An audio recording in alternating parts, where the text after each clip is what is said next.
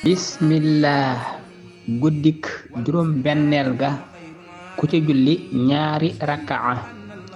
rakaa bu ci nekk nga jàng ca fatiha benn yoon ak qul huwallahu ahad fukki yoon ak ñaari rakaa mooy benn sëlmal fatiha benn yoon qul huwallahu ahad fukki yoon ak julli gii dey ku ko def mel na ne ku julli ca maqaam ibrahim junni rakaa julli ci jàkkay màkka junni rakaa saraxe junni dërëm lele mooy jox aw ñam junni ñu xiif te bu ñaanee dees na ko nangu mel na ne it bu ñaanee dees na ko nangu mooy yàlla daa nangu ñaanam mel na ne it ku jox ndogu mboolem xeetu yonante bi sallallahu taala alayhi wa sallam yépp te bu faatoo it ñu boole ko ci ñi dee ci jihaad te it dees na musal ci yàlla dina ko musal ci mettitu dee te bàmmee limit dees na ko defal mu bokk ca dëri àjjana ya muy sardi àjjana ya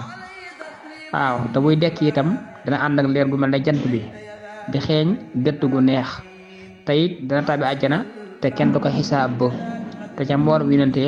ca mboolem yonante ya mbooloom yonante ya lañu koy boole